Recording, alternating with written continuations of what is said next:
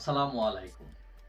দেশ বিদেশ টিভি থেকে হুসেন বলছি। আমার চ্যানেলে সবাইকে স্বাগত।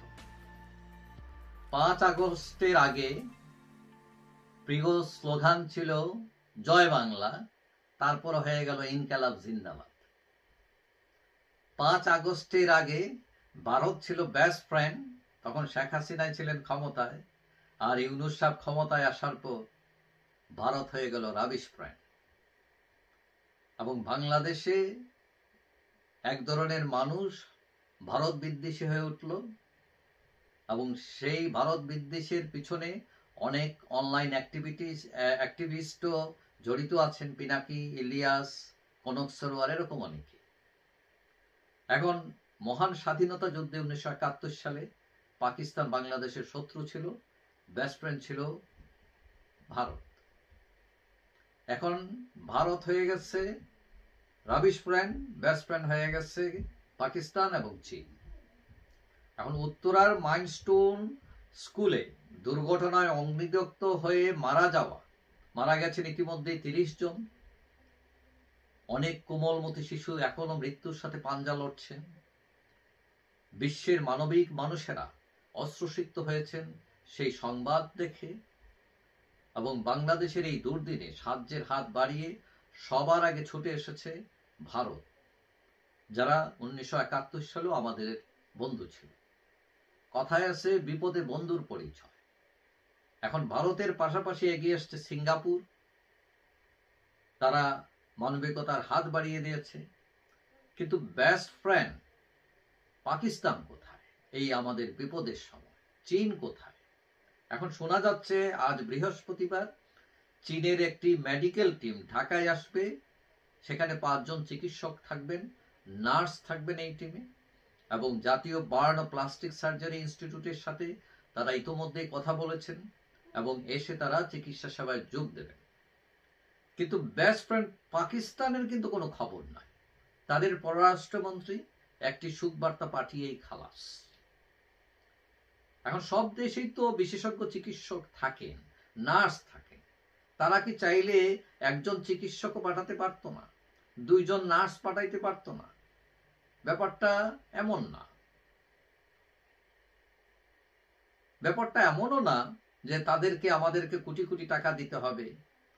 ব্যাপারটা এমন না যে আমরা F-16 জঙ্গি বিমান তাদের কাছে চাইয়া বসছি। তো ব্যাপারটা কি? ব্যাপারটা হচ্ছে মানবিক ব্যাপার।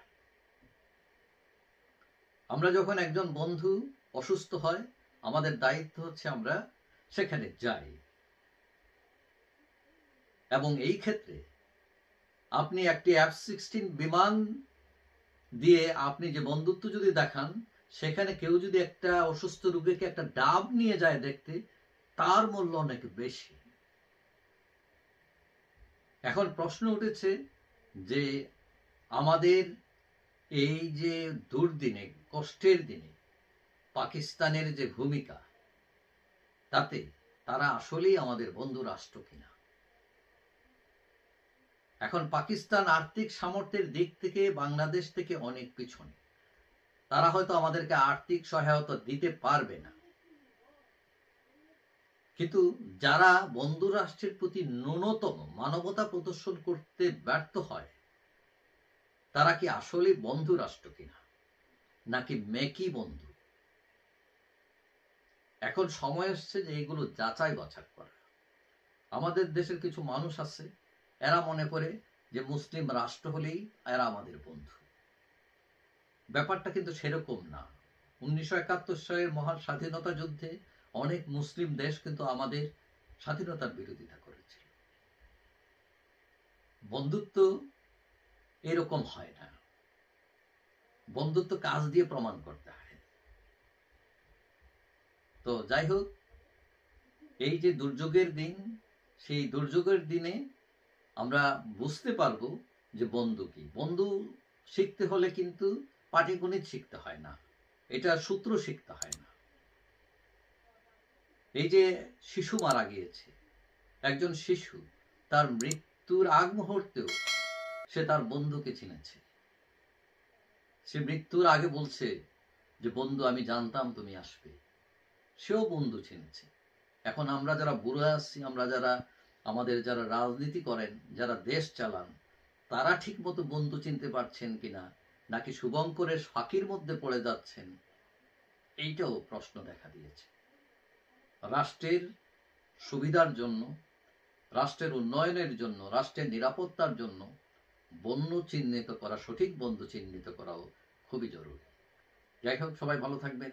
আশা করি দেখা হবে অন্য কোনো ভিডিওতে, ইনশাআল্লাহ।